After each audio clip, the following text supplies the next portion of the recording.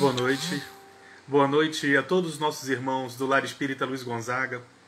É com muita alegria que nós temos mais essa oportunidade de estarmos reunidos no entorno do Evangelho de Jesus, principalmente numa data tão especial para todos nós.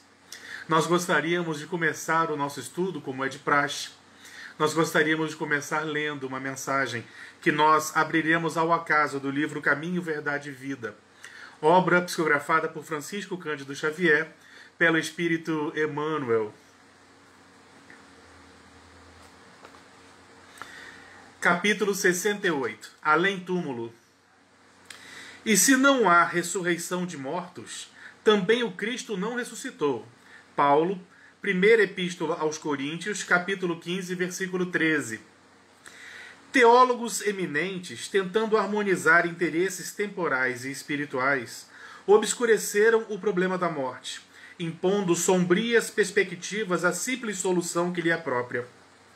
Muitos deles situaram as almas em determinadas zonas de punição ou de expurgo, como se fossem absolutos senhores dos elementos indispensáveis à análise definitiva. Declararam outros que, no instante da grande transição, submerge-se o homem num sono indefinível, até o dia derradeiro consagrado ao juízo final. Hoje, no entanto, reconhece a inteligência humana que a lógica evolveu com todas as possibilidades de observação e raciocínio. Ressurreição é vida infinita. Vida é trabalho, júbilo e criação na eternidade. Como qualificar a pretensão daqueles que designam vizinhos e conhecidos para o inferno ilimitado do tempo? Como acreditar permaneçam adormecidos milhões de criaturas aguardando o minuto decisivo do julgamento, quando o próprio Jesus se afirma em atividade incessante? Os argumentos teológicos são respeitáveis, no entanto, não devemos desprezar a simplicidade da lógica humana. Comentando o assunto portas adentro do esforço cristão, somos compelidos a reconhecer que os negadores do processo evolutivo do homem espiritual, depois do sepulcro, definem-se contra o próprio Evangelho. O mestre dos mestres ressuscitou em trabalho edificante. Quem, desse modo, atravessará o portal da morte para cair em ociosidade incompreensível? Somos almas em função de aperfeiçoamento. E além do túmulo, encontramos a continuação do esforço e da vida. Meus irmãos, boa noite a todos. Nós vamos, após essa leitura, fazermos a prece para que nós possamos nos harmonizar, para que nós possamos nos preparar, para que nós possamos sintonizarmos com os amigos espirituais, para que nossos lares possam ser abençoados nesses instantes, para que nós possamos ampliar a nossa compreensão na leitura do Evangelho. Gostaria de convidá-los a todos, então, que pudéssemos nos unir em pensamento, em sentimento, para que nós conseguirmos falar com Deus.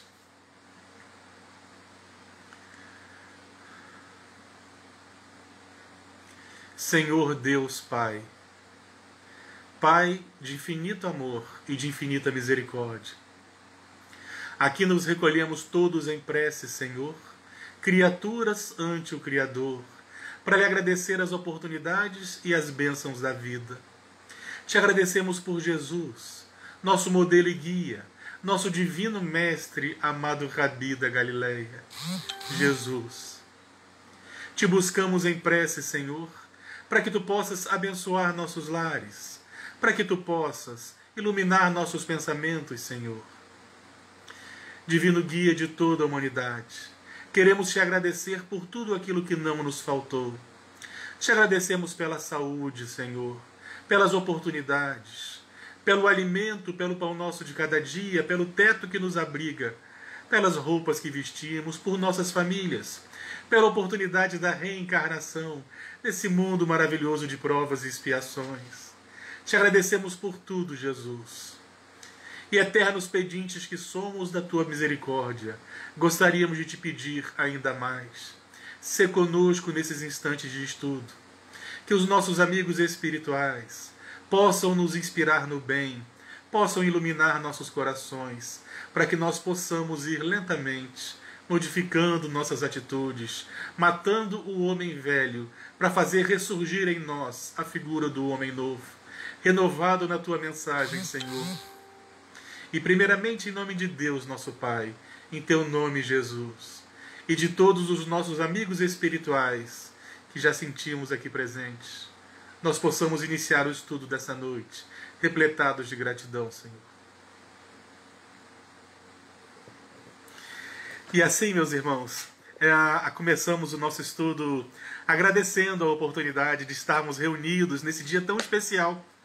Na nossa cultura eurocêntrica, para nós cristãos de um modo geral, o dia 25 de dezembro, instituído como o dia do nascimento de Jesus, é para nós, certamente, para todos nós, um dia muito especial. Não apenas pelos conceitos do mundo, mas os Espíritos vão nos dizer também que até para eles o trabalho na Terra nesse período se torna mais fácil, porque comumente nós transpiramos mais fraternidade nesses dias. Nós começamos a valorizar a poesia, nós começamos a valorizar mais a fraternidade, nós começamos a valorizar aquilo que às vezes passa despercebido ao longo do ano. Da mesma forma que o do contrário também existe, nós vamos relembrar Manuel Filomeno de Miranda, num determinado romance espírita, através do médium Divaldo Pereira Franco, em que ele fala do período do carnaval, em que nós estamos, maior parte de nós, estamos às vezes tão apregados ainda às coisas materiais, a determinados tipos de vibração que dificultam o trabalho dos mensageiros, dos nossos anjos, dos nossos amigos espirituais. E exatamente o contrário do que acontece nesse período de festas natalinas. De alguma forma, por mais que tenha sido uma data instituída, é uma data que mexe no nosso inconsciente. Mexe no nosso inconsciente e nós nos sentimos mais fraternais nesse período, por mais que ainda existam entre nós os refratários à mensagem da esperança, por mais que existam entre nós os pessimistas que interpretam essa data como uma data relacionada, por exemplo, à hipocrisia, acreditando que pessoas que não se gostam utilizam essa data exatamente para usar máscaras, quando na verdade eu não chamaria de hipocrisia, talvez eu chamasse de grande oportunidade, porque por mais que as pessoas se abracem somente no dia de Natal, pelo menos no dia de Natal, podia ser dia algum. É porque às vezes nós mergulhamos tanto num pessimismo que nós paramos, não conseguimos enxergar o lado bom ou o lado positivo de tudo aquilo que nós comumente criticamos. Então é para todos nós um momento muito especial. Nós meditamos nas lições da manjedoura maravilhosa, as lições do divino guia, do nosso Rei Solar, que quando esteve entre nós nos deixou as lições mais importantes para o ser imortal que somos. E nós gostaríamos de começar exatamente relembrando uma dessas passagens. Nós gostaríamos de relembrar uma passagem muito conhecida por todos nós, para que possa embasar os nossos estudos da noite, para que nós possamos utilizá-la de pano de fundo para as nossas conclusões e para que nós possamos, de alguma forma, crescer com as lições do Evangelho. Relata-nos o evangelista que Jesus teria ido mais uma vez, ou teria retornado a Cafarnaum. O evangelista em nenhum momento faz menção de onde Jesus estaria. Entretanto, nós imaginamos que Jesus se hospedava na casa de Simão Pedro, como nos revela o espírito Humberto de Campos. Lá na casa do pescador, uma casa simples, quando deu o final do dia, de repente as pessoas daquela região, sabendo que Jesus estava em Cafarnaum, foram ao seu encontro. E o evangelista vai registrar que a quantidade de pessoas que iam ao encontro de Jesus era uma quantidade tão grande que de repente a casa do pescador estava lotada. Não apenas a casa estava lotada, como não tinha mais condição, não existia mais condição de alguém entrar. Uma multidão estava do lado de fora. O evangelista vai registrar então que num determinado momento, um conhecido aleijado que vivia próximo à sinagoga, ele ficava ali à mendicância. Há mais de 20 anos ele permanecia ali à mendicância. E ele era muito conhecido por todos aqueles que passavam por Cafarnaum. Vamos lembrar que Cafarnaum, embora não fosse uma grande cidade, não fosse uma área, uma região muito grande, era uma região importante, porque embora fosse algo semelhante a uma vila de pescadores, era uma região de passagem. Então o trânsito de pessoas por Cafarnaum sempre foi muito grande. Tanto é que Cafarnaum possuía uma sinagoga, e nós vamos lembrar que nem todas aquelas vilas, aquelas pequenas cidades no entorno do lago possuíam sinagogas, e Cafarnaum possuía uma. O que mostrava que, embora fosse um local muito pequeno, era um local muito visitado exatamente pelo trânsito de pessoas que circulavam por ali viajando para o Oriente. O evangelista então relata-nos que uma multidão ia ao encontro de Jesus na casa de Simão Pedro, o pescador. E num determinado momento Jesus estaria lá dentro, derramando sobre aquelas pessoas aquelas lições maravilhosas que todos nós imaginamos. Conhecemos um pouco delas, naturalmente. Quando num determinado momento é trazido para o local um homem numa maca carregado por 4 amigos. Ele era um aleijado, como eu havia dito. Ele era um aleijado muito conhecido porque há mais de 20 anos ele vivia a mendicância no templo, na sinagoga.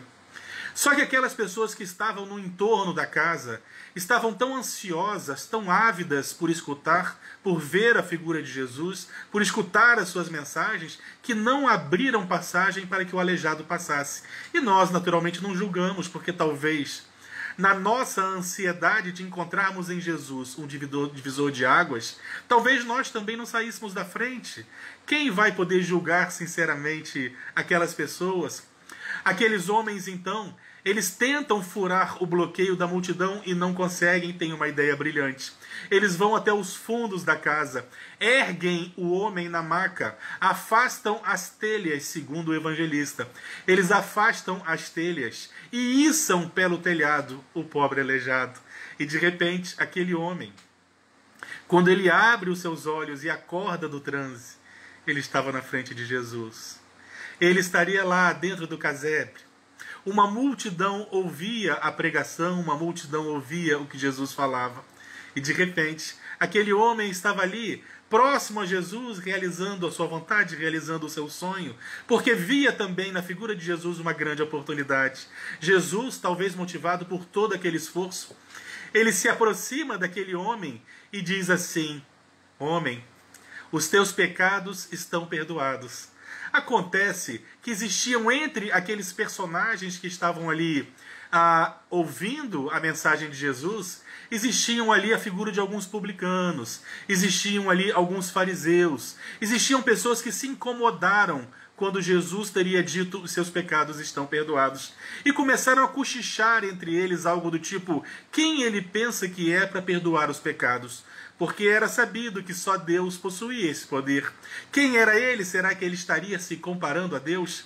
Jesus, então, percebendo o que estava acontecendo, ele teria virado a multidão e teria dito algo mais ou menos assim: o que é mais fácil? Eu dizer para esse homem, os seus pecados estão perdoados? Ou eu dizer para esse homem: homem, levanta, pega da tua maca e anda? Imediatamente fez um silêncio. Porque dizer para alguém, seus pecados estão perdoados, é extremamente fácil. Nós podemos dizer isso a qualquer momento. Qualquer pessoa absurdamente irresponsável pode dizer isso a qualquer momento. Acontece que fazer aquele homem que era aleijado há mais de 20 anos voltar a andar, existe nisso uma diferença abismal, naturalmente. Qualquer um de nós pode dizer por aí que os pecados dos outros estão perdoados. Entretanto, fazer com que um aleijado, um conhecido aleijado que vivia a mendicância há mais de 20 anos não se movia, dizer para esse homem: levanta, levanta, pega da tua maca e anda, existe uma diferença muito grande, e foi assim que Jesus o fez. Ele vira para o pobre aleijado, ele vira-se e teria dito: homem, levanta, pega da tua maca e anda. Segundo o registro do evangelista, isso realmente aconteceu. Aquele homem se levanta de súbito, pega da esteira, pega da maca que era usada para mendicância, e ele sai caminhando, atravessando a multidão, deixando todos atônitos, deixando todos estavam tão surpresos, tão surpreendidos pela figura da cura daquele homem. Mas segundo o espírito Humberto de Campos, aquela não teria sido a única cura da noite. Nós vamos tentar narrar os acontecimentos ao sabor das nossas emoções pela narrativa, inspirado na narrativa do espírito Humberto de Campos. Segundo Humberto de Campos, aquela não teria sido a única cura de Jesus naquela noite. Logo em seguida se aproximava uma mãe então que trazia consigo sua filha que havia perdido a visão já há muitos anos. Jesus então lhe estende as mãos e ela volta a ter luz nos olhos, ela volta a enxergar o que estava à sua volta. Logo em seguida é levado um homem que já começava a ter as manchas chagásicas, as manchas das chagas na sua pele. Ele era conhecido leproso. Jesus então lhe impõe as mãos e ele tem a sua pele lavada. E depois mais outro, e depois outro mais. E muitos foram os que foram curados naquela noite. E conforme Jesus ia curando, ele ia derramando o canto da esperança, o canto da boa nova, da reforma íntima, convocando todas aquelas pessoas para que despertassem para a realidade do reino dos céus. Quando, num determinado momento, a hora já estava muito avançada, segundo o espírito Humberto de Campos, Jesus faz um sinal para Simão Pedro, e Simão Pedro então entende que era necessário desmanchar a multidão. E ele começa a se despedir da pessoa, dizendo: o mestre precisa descansar. E ele começa então a se despedir, as pessoas começam a retornar a seus lares. Era tarde da noite, era uma hora muito avançada. Eles então começam a se despedir quando, num determinado momento, só estavam ali a figura de Jesus e Simão Pedro. Jesus teria saído do casebre para caminhar junto ao mar. Era uma noite de um luar maravilhoso, que as espumas da onda lembravam uma renda, que rendilhava a todo o mar, e Jesus caminhava ao lado de Simão Pedro. E Simão Pedro estava impressionado com os acontecimentos da noite. Ele falava: mestre, olha quantas luzes se derramaram. A partir desse momento eu tenho certeza que as pessoas não duvidarão mais da tua mensagem. Sabe por quê? Porque aquele aleijado, que foi trazido na maca por 4 amigos, ele era muito conhecido por todos aqueles que viviam aqui, todos aqueles que transitavam por aqui, o conheciam de alguma forma e conheceram o antes e o depois. As pessoas não duvidarão mais da tua mensagem. E Jesus permanecia sereno, impávido. E Pedro continuava: mestre, e aquela jovem, mestre, aquela jovem que já não enxergava mais, tu devolveste a luz aos olhos dela, tu devolveste as cores, tu devolveste os tons das cores maravilhosas das flores, para que ela pudesse novamente apreciar a aquarela da natureza. E Jesus permanecia sereno, impávido. E Pedro continuava em intensa alegria, até que num determinado momento ele observa que Jesus não compartilhava da mesma alegria que ele. Então ele pergunta: mestre, tu estás triste? Tu estás triste depois de tanto júbilo, de tanta luz, de tantas novas oportunidades, de tanta alegria, de tanta caridade? Tu estás triste? Jesus, olhando para o horizonte, como se pudesse enxergar algo que Simão Pedro não enxergava, começou a lhe narrar. Aquele homem que hoje voltou a andar, eu o vejo nesse exato momento, numa taberna, chantageando uma mulher, dizendo que precisa recuperar todo o tempo perdido. Aquela jovem que hoje voltou a enxergar, eu a vejo nesse momento, escrevendo num velho pergaminho o nome de pessoas de quem ela pretende se vingar. Pessoas que no momento em que ela não enxergava, tripudiaram, tiveram preconceito, a humilharam. Nesse momento eu a vejo, destilando ódio e pensando em vingança. Aquele homem que teve a pele lavada das chagas, eu o vejo chantageando uma mulher para ter em troca o seu sexo. Simão Pedro então meditou por alguns instantes. Havia percebido que ao encontrarem com Jesus, elas tiveram novas oportunidades, mas não necessariamente aproveitaram as oportunidades da renovação. Jesus havia lhes curado os corpos. Mas as almas permaneceram enfermas. Nem todos aqueles que passaram por Jesus, que foram curados por Jesus, souberam aproveitar as oportunidades. Isso porque, ao curar os corpos, Jesus dava àquelas pessoas uma nova oportunidade, porque era Jesus, pelo amor de Deus. Era a luz do mundo, era o nosso rei solar, nosso modelo e guia que transitava entre nós. Era natural que derramasse as belezas, que derramasse tudo aquilo que nós encontramos de mais belo, e as pessoas que cruzavam o seu caminho e soubessem aproveitar a oportunidade tinham ali um grande divisor de águas, mas nem todos nós tivemos. Foram muitos os personagens que Jesus curou, e naturalmente, por uma questão de motivação energética, de afinidade energética, é natural que muitas daquelas pessoas tornassem a adoecer, porque o adoecimento, boa parte dele acontece por algo que se origina em nós mesmos, nos informa André Luiz. Nem todas aquelas pessoas que foram curadas por Jesus foram permanentemente curadas, porque para isso era necessário que elas tivessem virtudes, que elas adquirissem virtudes, e as virtudes, naturalmente, são aquisições pessoais. Ninguém pode dar virtudes para as pessoas, nem Jesus, porque senão existiriam privilegiados entre nós. E não existem. As virtudes são aquisições pessoais. Muitos foram os que cruzaram os caminhos de Jesus, mas nem todos souberam aproveitar a grande oportunidade de renovação e redenção. Nós vamos nos lembrar de outras passagens. Por exemplo, existe uma passagem muito curiosa, quando 10 leprosos procuram Jesus. Esses 10 leprosos, mantendo uma certa distância, como era regulamentado à época, quando se tratavam de leprosos, eles vão a Jesus pedir para serem curados. Jesus então pede que eles sigam um determinado caminho, que eles seriam curados ao longo desse caminho. Quando, alguns instantes mais tarde, eles se entreolharam, observaram que todos eles estavam curados. Mas apenas um voltou para agradecer. Esse, quando retorna, ele cai de joelhos na frente de Jesus, e Jesus inclusive aproveita para deixar ali uma grande lição e pergunta para aquele homem: onde estão os outros? Não eram vocês 10? Cadê os outros 9? Ele vira para os seus discípulos e fala: perceberam? Apenas o estrangeiro, apenas o samaritano voltou para agradecer. Em verdade eu vos digo, ele foi o verdadeiramente curado. Ué, mas como assim? Todos foram curados, os 10 foram curados, porque apenas esse foi verdadeiramente curado. É porque teve a gratidão. É porque soube aproveitar a oportunidade. É porque a partir daquele momento seguiria Jesus.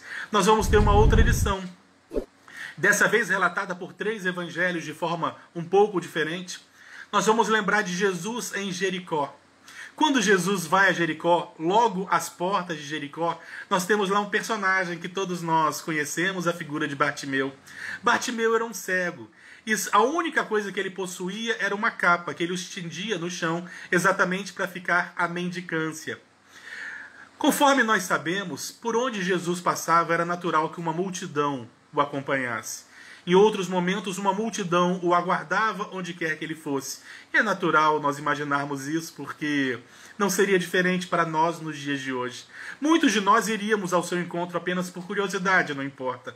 Mas a verdade é que, se nós soubéssemos de alguém que caminha pelas estradas, pelas ruas, pelas encruzilhadas, derramando esperança, derramando caridade, era natural que nós também fôssemos sanar as dores das nossas almas. Então uma multidão acompanhava Jesus. E vai nos relatar o evangelista que quando Jesus ele está em Jericó, próximo à entrada de Jericó, aos portões de Jericó, um homem começa a gritar: Jesus, filho de Davi, tem misericórdia. Jesus, filho de Davi, tem misericórdia. A ponto, inclusive, de incomodar algumas pessoas que disseram: cala-te, homem. E quanto mais mandavam ele se calar, mas ele gritava. E eu faria o mesmo naturalmente, porque eu queria a sua atenção. Jesus, filho de Davi, Jesus, filho de Davi. Até que alguém vira para ele e fala assim: tem bom ânimo, porque ele está te chamando.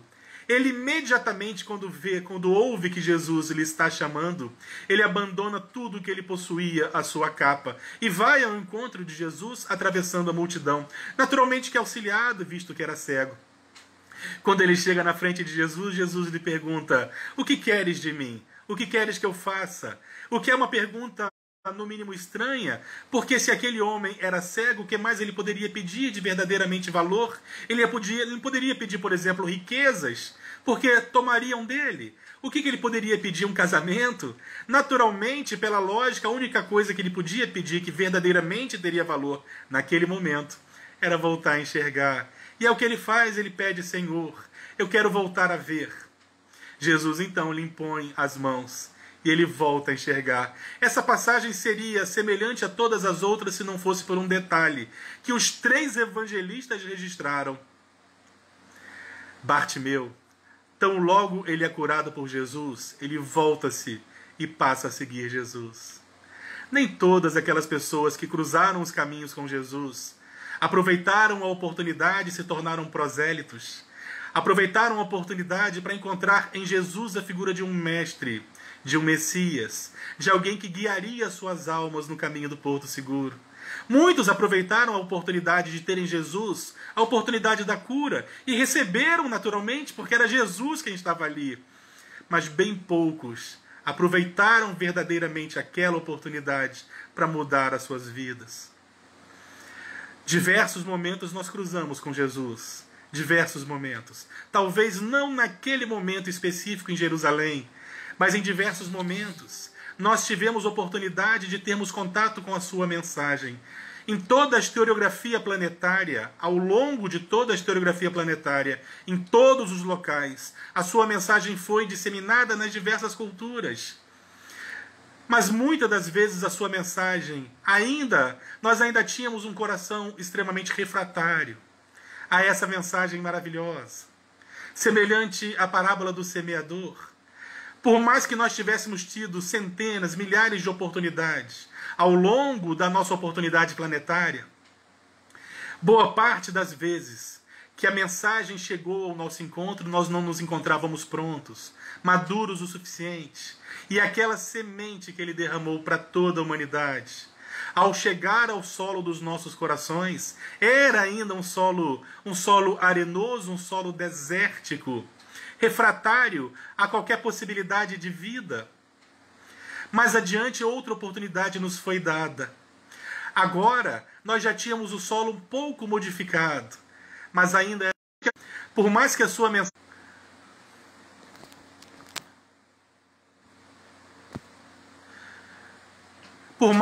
mensagem tenha conseguido de alguma forma permitir que a semente germinasse, ela não conseguiu fincar suas raízes, porque o nosso coração ainda era um coração completamente pedregoso. Mas o tempo foi passando e a semente tornou a ser lançada. Inúmeras vezes nós entramos em contato com essa semente. Só que dessa vez ela teve ocasião de germinar, ela encontrou um solo que permitia. E conforme a semente foi germinando, infelizmente, embora o solo permitia que a semente germinasse, também germinavam os espinhos, as coisas do mundo, e sufocavam a mensagem que recebiam, nós ainda não estávamos prontos.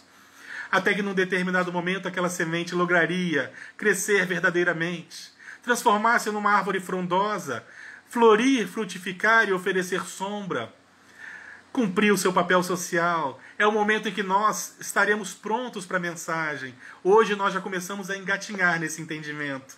Aquela semente que foi lançada inúmeras vezes, as inúmeras oportunidades que nos foram dadas, hoje nós aproveitamos de forma diferente.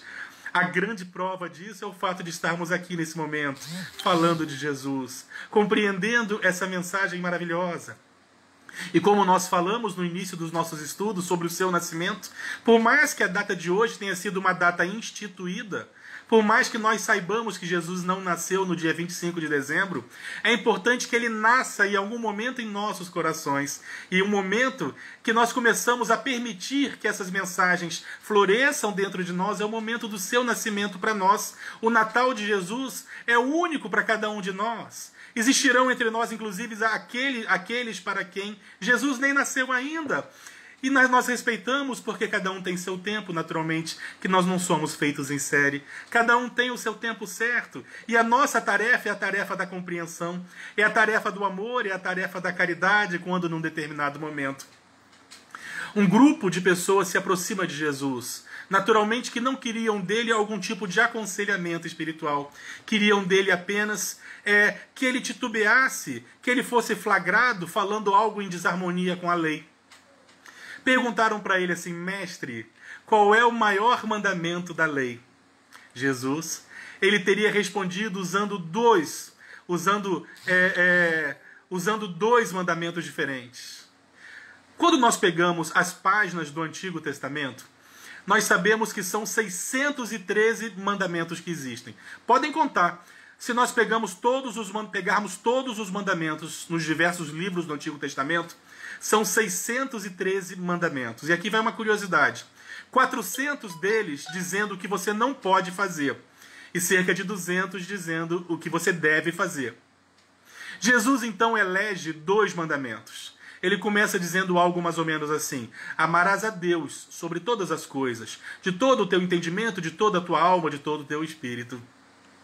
Então Jesus definia como o amor a Deus como sendo o maior mandamento. Acontece que Jesus não encerra por aí. Ele pega um segundo mandamento, que curiosamente nem está no mesmo livro, e une. Ele coloca assim: amarás a Deus sobre todas as coisas, de todo o seu entendimento, de todo o seu espírito. E aqui tem um segundo mandamento que é semelhante ao primeiro: amarás ao teu próximo como a ti mesmo. Jesus pega 2 mandamentos e casa os 2, colocando uma ponte. Segundo Jesus, aqui tendes um segundo mandamento, que é tão importante quanto o primeiro: amarás ao teu próximo como a ti mesmo. Porque quando nós falamos que amar a Deus é o mandamento mais importante, nós podemos nos perder nesses conceitos. E como é que nós amamos a Deus? Como é que nós homenageamos aquele que é possuidor de tudo? Como é que se ama a Deus, pelo amor de Deus? Então Jesus nos ensina que nós amamos a Deus na figura do nosso próximo. Toda vez que nós servimos ao nosso próximo, é a Deus que nós estamos servindo. Segundo o maior mandamento na interpretação de Jesus. E curiosamente, todas as vezes que seus discípulos vão falar, eles vão falar exatamente casando esses 2 mandamentos: amar a Deus e amar ao próximo. Unindo esses 2 ensinamentos, Jesus deixava muito claro para nós que o nosso objetivo na terra é amarmos-nos. Nós amamos a Deus, respondia Jesus, exatamente como aqueles personagens queriam escutar, mas fazia uma ponte, deixando claro que nós amamos a Deus quando amamos a figura do nosso próximo. Nós, na mensagem de Jesus, nós começamos a compreender que nós estamos aqui para aprendermos a vencermos-nos através da caridade, através do amor que emana de nós mesmos. Nós crescemos através do amor, entretanto. Existe uma grande dúvida que todos nós temos. O que seria a mensagem de Jesus? Hoje nós nos perdemos um pouco, por exemplo, quando Jesus diz no Evangelho de Lucas que eu não quero adoradores da minha figura, mas eu quero trabalhadores da minha obra. Está lá no Evangelho de Lucas. Eu não quero adoradores da minha figura, eu quero trabalhadores da minha obra. É porque muitos de nós às vezes nos perdemos. Muitos de nós, nas diversas correntes do cristianismo, com todo o respeito que temos naturalmente, nós percebemos que muitas vezes nós nos perdemos. Nós nos perdemos quando nós afirmamos sermos seguidores de Jesus. Às vezes nós estamos seguindo simplesmente a sua imagem e não a sua mensagem, são coisas completamente diferentes. E eu vou tentar explicar isso um pouco melhor. Às vezes nós vemos muitas pessoas perdendo muito tempo discutindo, por exemplo, se Jesus, que viveu no Oriente Médio, como podia ele ter traços europeus da forma como ele é retratado? Se Jesus era branco, louro, ruivo, negro, amarelo, azul. As pessoas às vezes perdem tanto tempo discutindo a imagem, a figura, a virgindade de Maria. Quando nós perdemos muito tempo discutindo o que está no entorno, o que está na casca, nós não discutimos aquilo que é mais importante, aquilo que está no cerne. Nós não falamos sobre a necessidade do amor, nós não falamos na necessidade do perdão. Então nós temos que começar a separar, a fazer essa separação, se nós somos seguidores da imagem de Jesus ou da sua mensagem. E para elucidar melhor essa questão, que eu sei que ficou bastante confusa, existiu um filósofo dinamarquês chamado Kierkegaard. Ele existiu no século XIX. Ele existiu exatamente num dos momentos mais importantes, num dos momentos exatamente em que as luzes espargiam da França, em que diversos autores iluministas surgiam. Kierkegaard, então, ele faz um questionamento para que nós possamos meditar sobre o que nós somos, se nós somos seguidores da imagem de Jesus ou se nós somos seguidores da sua mensagem. Kierkegaard, ele era religioso. Embora a maior parte daqueles filósofos ao seu tempo se regozijassem de se afirmarem ateus, ele se afirmava cristão sem nenhum medo de nenhum tipo de preconceito. Ele, que era luterano, num determinado momento, então, ele teria formulado essa pergunta aos demais cristãos: se de uma hora para outra a ciência conseguisse comprovar que Deus não existe, que não existe vida após a morte, que não existe céu, inferno, purgatório, mundo espiritual, se não existe tudo aquilo que alicerça as nossas religiões, será que nós continuaríamos os mesmos? Kierkegaard perguntava isso no século XIX. Será que se de um dia para o outro a ciência conseguisse comprovar, sem nenhum tipo de dúvida, que Deus não existe, que não existe vida além dessa vida, que não existe comunicação espiritual, são todas construções cerebrais nossas, que não existe vida após morte, que não existe céu nem inferno, o que nós faríamos? Perguntava Kierkegaard. Se a partir desse momento nós mudássemos completamente nossa vida, no sentido de que agora nós poderíamos agir de forma irresponsável, egoística, porque não haveria então punição, que não haveria recompensa, porque não haveria tudo aquilo que nós nutrimos? Ou será que nós continuaríamos vivendo da mesma forma, com os mesmos valores morais da caridade, da ética, da honestidade? Se nós respondermos, se passou pela nossa cabeça a ideia de que nós abandonaríamos completamente a forma como nós vivemos, nós somos seguidores apenas da sua imagem. Agora, quando nós seguimos a sua imagem, ela independe de qualquer coisa. Nós entendemos que a vida é melhor com ética, com moralidade, com caridade. Nós entendemos que o mundo é melhor dessa forma. Então nós somos seguidores da sua mensagem. Que a mensagem de Jesus possa estar em nossos corações. Que a mensagem de Jesus possa ter nascido em nossos corações, para que nós possamos comemorar o seu Natal, para que nós possamos comemorar o seu nascimento, que ele possa verdadeiramente ter surgido em nossas vidas, a ponto de fazer com que nós vibremos nas sintonias mais finas do amor. Se somos todos nós oriundos do amor, se Deus é amor, e somos todos nós centelhas dessa divindade, é natural que todas as vezes que nós vibrarmos nas sintonias do amor, nós vibramos nas sintonias divinas, nós verdadeiramente nos tornamos aquilo que nós devemos ser. Ah, meus irmãos, vamos permitir sermos tocados pelo nascimento de Jesus em nossos corações, que ele possa ter encontrado em algum momento, que nós possamos ter encontrado em nossos corações em algum momento a manjedoura humilde do seu nascimento. E que essas lições maravilhosas possam verdadeiramente nortear os nossos passos, independente de quem esteja vendo, independente de quem esteja à nossa volta, que nós possamos ter a caridade como a bandeira, exatamente como nos ensinava Allan Kardec.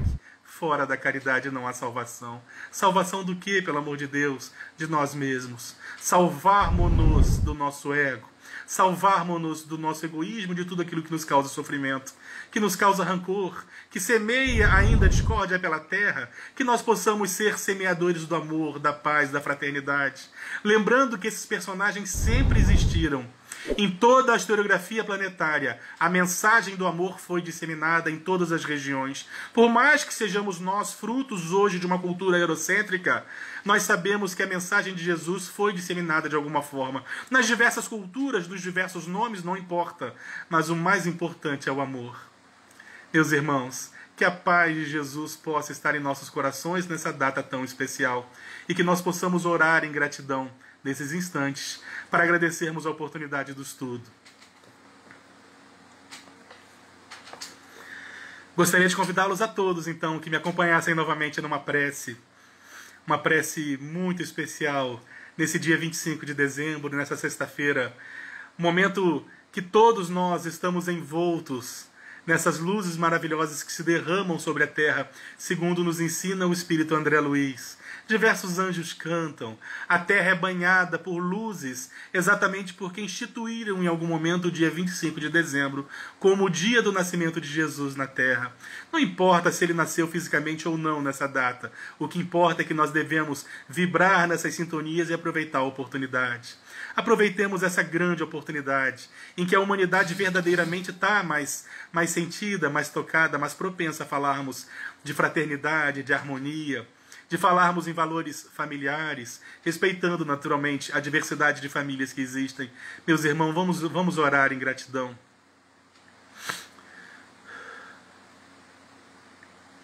Jesus, divino guia, queremos agora te agradecer, Senhor, novamente, por tudo aquilo que nos ofertas desse educandário divino. Obrigado, Senhor, pela oportunidade das provas, pela oportunidade das dificuldades, pela oportunidade do aprendizado e do crescimento. Ilumina-nos, Senhor, clareia nossos pensamentos. Mas nós gostaríamos de te pedir ainda mais, divino guia. Ilumina todos aqueles que não puderam estar conosco nesses instantes, aqueles em quem nós mentalizamos, amigos, familiares. Ilumina, Senhor, aqueles que estão nos leitos hospitalares, as famílias que se encontram em luto. Ampara, Senhor, todos aqueles que sofrem por motivo qualquer de dor. Mas em especial, Jesus, nós gostaríamos de te pedir por aqueles que mais necessitam de ti e da tua divina intervenção. Te pedimos, Senhor, pelos que odeiam, pelos odiosos, pelos rancorosos, pelos vingativos, pelos perseguidores. Ilumina, Senhor, para que de alguma forma eles também possam ser tocados. E primeiramente em nome de Deus, nosso Pai, em teu nome, Jesus, em nome de todos os nossos amigos espirituais, nós possamos encerrar o estudo dessa noite, repletados de gratidão. Obrigado por tudo, Senhor.